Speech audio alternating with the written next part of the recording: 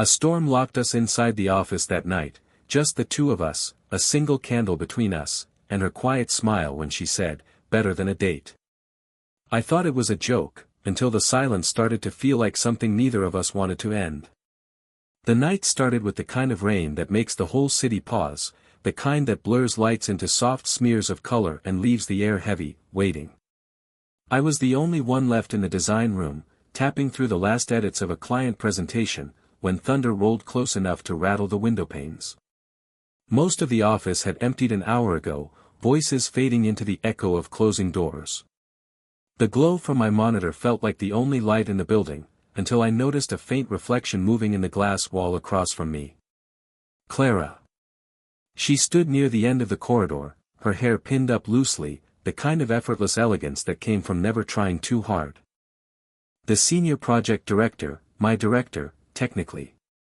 She was the sort of person who carried composure like a quiet signature, every gesture was calm, deliberate, self-contained. I'd worked under her for nearly a year, but our conversations had always stayed in the safe lanes of project timelines and client notes. Now she was the only other person still here. "Didn't think anyone else was stuck," she said as she walked over, her heels soft against the carpet. Her tone wasn't formal, not the clipped, brisk one she used in meetings, but casual, touched with amusement. "Couldn't finish the layout before the storm started," I said. "Figured I'd wait it out." She looked toward the wide windows overlooking the city. The rain was coming down in sheets, neon signs across the street bending in the wind. "Good call," she murmured. "It's a mess out there." A flash of lightning lit the entire floor for a split second, followed by a deep crack that rolled through the air. The overhead lights flickered once, then again, before dying completely, leaving the office in a wash of darkness. The hum of computers fell silent. The air conditioning stilled. For a moment, all I could hear was the storm. "Great," I muttered under my breath. Clara's voice came from somewhere in the dark, calm as ever. "Stay where you are. I think I've got a candle somewhere in my drawer." Her footsteps moved steadily toward her office, the faint rhythm oddly comforting. I could make out her silhouette against the emergency exit light, slender, poised, not hurried. I followed, feeling strangely aware of how quiet everything had become. When I reached her doorway, she had already found a candle, a small one, the kind you'd expect to see on a dinner table, not in an office. She set it on her desk and struck a match. The flame caught, trembling before steadying into a soft, amber glow. The light filled the room like a memory, warm, intimate, too human for a place built from glass and steel. It painted her face in soft lines, the curve of her cheek, the thoughtful crease between her brows, the faint sheen of rain on her wristwatch. "Better?" she asked, smiling faintly as she looked up at me. "Much," I said, though I wasn't entirely sure I was talking about the light. Outside, the storm kept raging. Inside, time slowed, as if the world had shrunk to that single circle of candlelight, and the two of us standing quietly within it. The candle's small flame flickered in the center of her desk, its light stretching and trembling across the walls like it was alive. The storm outside was still loud, but the darkness between each rumble felt heavier now, quieter, somehow. The kind of quiet that made you hear your own heartbeat. Clara leaned back in her chair, watching the flame dance. "Well," she said, her voice low but steady, "we might as well make this comfortable." She opened the drawer beside her and pulled out a small thermos, the kind that had probably been through 100 late nights just like this. "Coffee?" she offered. I nodded, a little too quickly. She poured it into 2 paper cups, the aroma filling the air, dark roast, rich, faintly nutty. It mixed with the warm scent of melting wax and rain drifting through the slightly open window. The office didn't smell like an office anymore, it smelled like someplace lived in, safe, quietly human. When she handed me the cup, her fingers brushed mine, barely a second, just enough to feel the warmth of her skin before she pulled back. She smiled, the kind that was more about the eyes than the mouth. "Careful. It's strong," she said. I took a sip, and for the first time that night, I felt something loosen in my chest. The kind of calm that comes when you realize you're not alone in the storm. "So," she said, looking around the candlelit room, "what do you think? Better than a date?" It took me a moment to realize she was joking. The way she said it, light, amused, teasing, didn't match the image I had of her. The strict, composed team leader making a joke about a date. It disarmed me completely. I laughed, probably too softly. "Depends on who you're with." Her eyes lifted to mine, and for a heartbeat, the space between us felt charged, like something unspoken had just brushed past both of us. But she only smiled, swirling her coffee. "Good answer," she murmured. Outside, the rain hit the windows harder, wind whistling through some unseen gap in the frame. Inside, the candlelight shimmered over the desk, catching the gold in her earrings, the curve of her neck when she tilted her head back to stretch. She looked around the office, all the silent computers, the framed deadlines, the projects half done. "Strange," she said. "We spend most of our lives in this place, but it only feels real when everything stops working." "Maybe that's the point," I said quietly, not even sure why I said it. Her gaze lingered on me for a second longer than it should have. "Maybe it is," she replied. The flame between us burned steady now, no longer flickering. The storm had found its rhythm, a background hum that felt almost like breathing. And for the first time since I started working there, I wasn't thinking about deadlines, or the storm, or how long it would take for the lights to come back on. I was thinking about her, the woman across the desk, half lit by candlelight, her calm voice filling the quiet like something I hadn't realized I'd been missing. The storm refused to fade. Each gust of wind pressed against the tall windows, sighing through the cracks like an old house breathing. Somewhere down the hallway, a loose vent clattered, then fell silent again. The city outside was a blur of dim lights and silver rain, unreachable, almost unreal. Clara sat across from me, her cup between both hands, elbows resting lightly on the desk.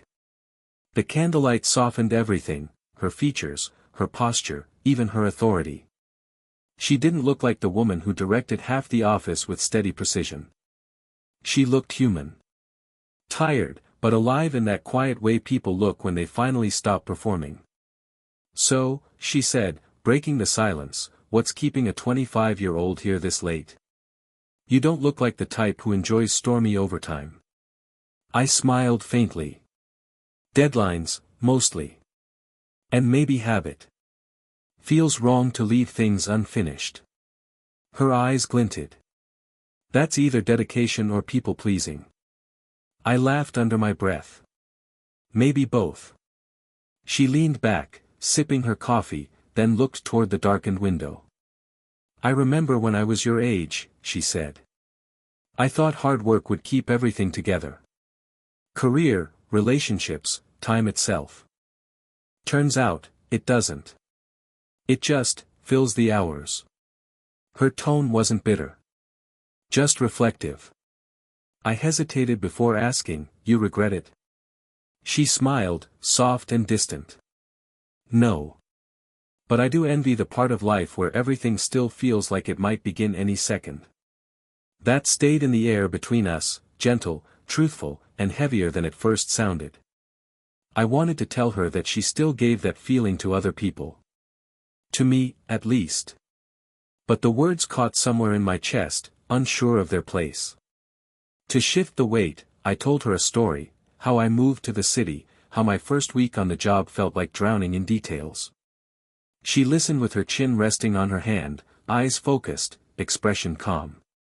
When she laughed, it was quiet but real, the sound of someone remembering how. Then she told me her own stories, about her son, a university student who called more often than he used to. About how she'd learned to navigate silence after her divorce, and how strange it felt that the world kept moving even when everything personal stood still. The candle burned lower as she spoke. Its light caught the silver streaks in her hair, turned them to threads of gold. "It's funny," she said softly. "You work beside people every day and never really see them. It takes a power outage for real conversation." I nodded, watching the way her fingers traced the rim of her coffee cup, slow, thoughtful, almost absent-minded. Maybe the lights get in the way, I said. She looked up, meeting my eyes for a long, unguarded moment. Maybe they do. The rain softened then, easing into a whisper. The office felt smaller, warmer, like we were sitting inside a pause the world had forgotten to end. At some point, the wind shifted. The rain no longer pounded the windows but slid down them in long, slow trails, the kind that left patterns like quiet handwriting against the glass. The candle had burned halfway down, its light gentler now, more golden than bright. I hadn't noticed how cold the room had become until I saw Clara rub her arms, her blouse sleeves rolled to her elbows. The air conditioning was off, and the storm had dragged a chill through the cracks. Without saying much, she reached into her bag and pulled out a shawl, soft gray, wool, faintly patterned. She unfolded it carefully, like something well used but cared for. "You look frozen," she said, her tone carrying a kind of effortless authority that didn't quite hide the kindness underneath. "I'm fine," I started to say, but she didn't wait for an answer. She stood, stepped behind my chair, and laid the shawl gently across my shoulders. The wool was warm, faintly scented with her perfume, something like vanilla and cedarwood. Her fingers brushed my neck as she adjusted it, and the touch was light but steady, deliberate. "There," she said softly. "Better?" I turned slightly to face her, and for a second, she didn't move away. We were close enough that I could see the tiny flecks of green in her brown eyes, the faint shadow of fatigue beneath them. "Better," I said quietly. She smiled, that same small, careful smile she used when something genuine slipped past her guard. Then, without thinking much about it, she sat on the edge of the desk beside me, pulling the shawl so it covered us both. The warmth spread slowly, not just from the fabric, but from the nearness. I could feel the subtle rhythm of her breathing beside me, the quiet sigh she didn't try to hide. "Strange," she murmured after a while. "I've spent years avoiding moments like this." "Like what?" She glanced at me, a wry curve in her lips. "The kind that feel too human. Too easy to get used to." There was no right reply to that. I just nodded, understanding more than I could say. We sat in silence, watching the flicker of the candle. Every now and then, the flame leaned toward her and caught a gleam in her hair, and I thought, absurdly, that this scene looked like something time itself wouldn't want to interrupt. When our hands accidentally brushed on the desk, neither of us moved away. Her fingers were cool, mine still warm from the coffee. The contact was light, almost tentative, but it stayed. Outside, the rain softened to a faint, distant hum. Inside, the world had narrowed to the shared warmth beneath that shawl, the quiet rhythm of breathing, and the kind of silence that said everything words might ruin. She looked at me once more before turning her gaze back to the candle. "It's strange," she said quietly, "how a night can feel like a pause in time." I wanted to tell her that I hoped it would stay paused a little longer. But I didn't. I just sat there, letting the warmth speak for both of us. The hours drifted, and the world outside seemed to dissolve into quiet gray. The rain had become a hush, the storm now just a low pulse in the distance. Inside, the candle's flame leaned and steadied, its light tracing slow gold over Clara's features. Neither of us spoke for a long while. The kind of silence that would feel awkward with anyone else felt natural with her, something that needed no filling. The soft scrape of her sleeve against mine, the faint sound of her breathing, the steady rhythm of my own heartbeat, that was the whole conversation. She was still sitting beside me, the shawl loose across both our shoulders. The fabric brushed my cheek whenever she shifted, leaving a faint warmth that lingered longer than it should. When she finally spoke, her voice was softer than before. "You ever notice how nights like this make you remember things you didn't plan to?" I turned slightly toward her. "Like what?" She smiled faintly, her gaze fixed on the candle.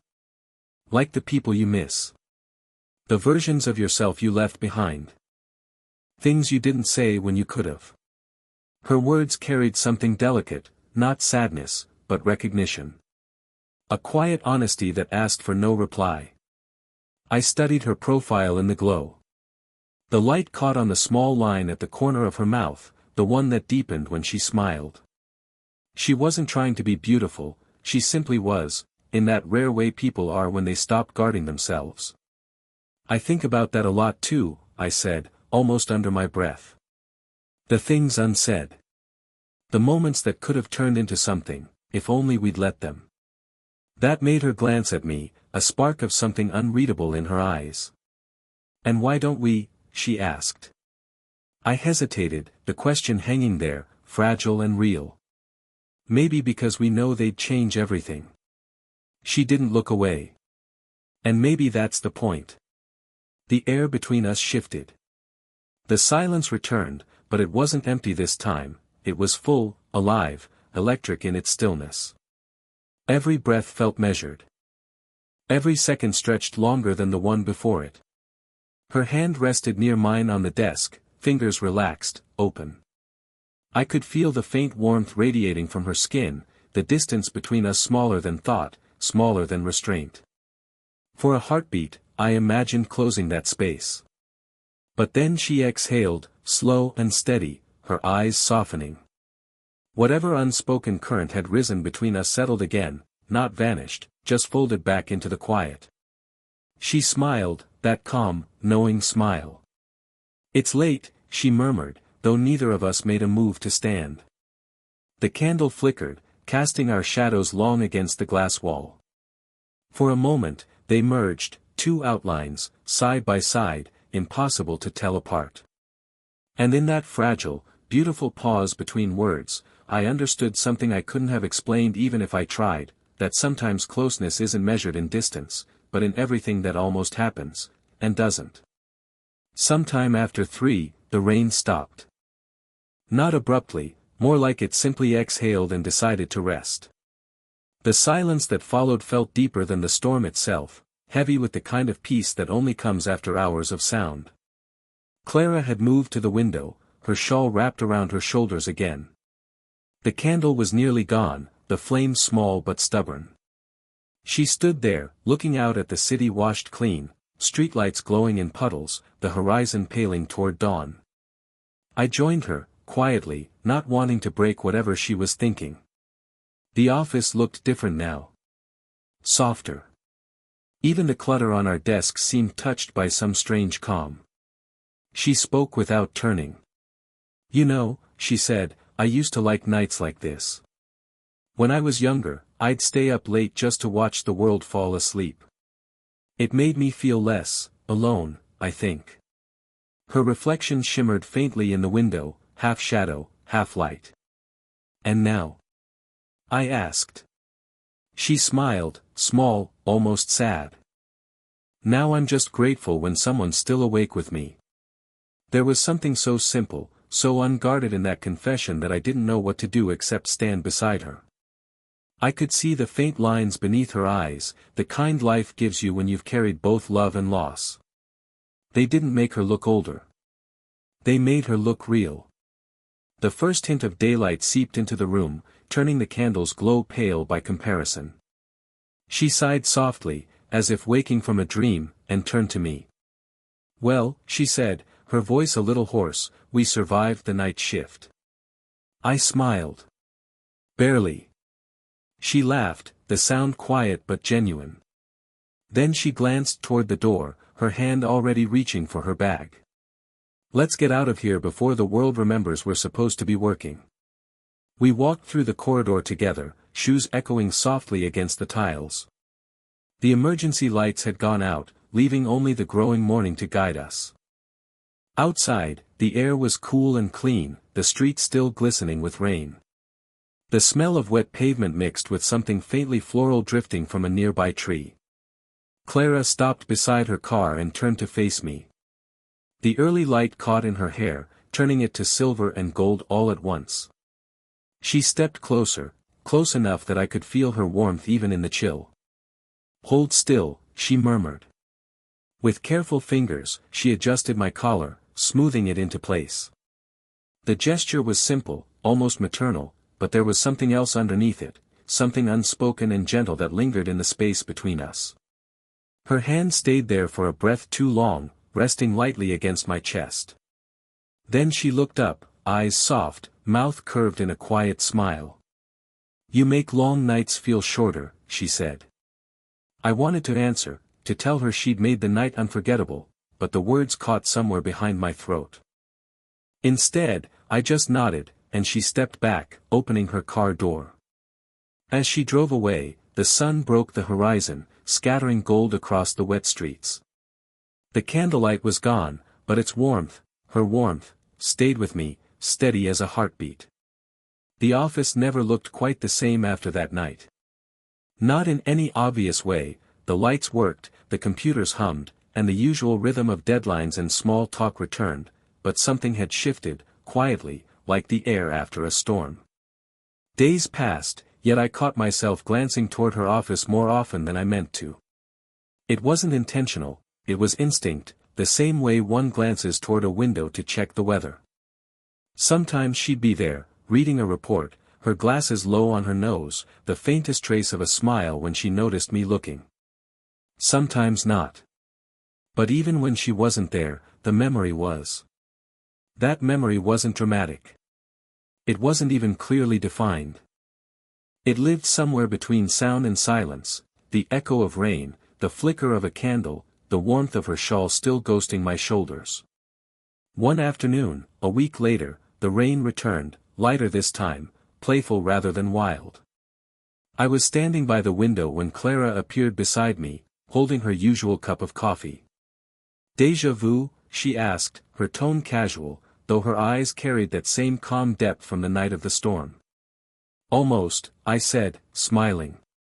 "Just missing the candle." She looked out at the drizzle, lips curving. "Some moments don't need to repeat.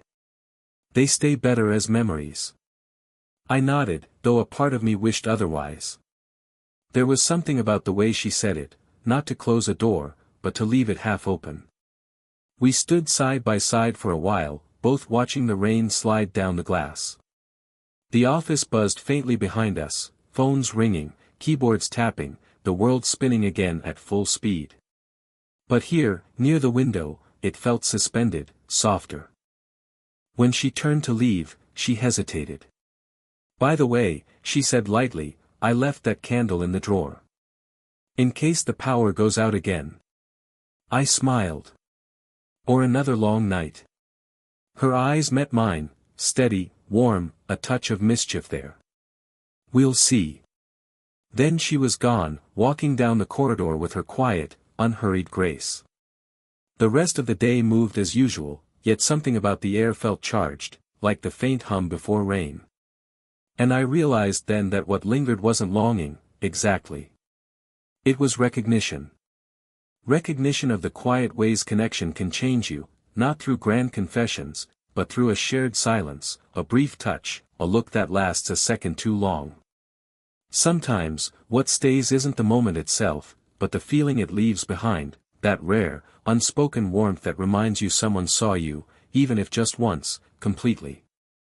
And every time the sky darkened and rain brushed against the windows, I found myself looking up from my work, half expecting to see a small flame flicker to life again, and her voice, soft and amused, saying, "Better than a date, isn't it?"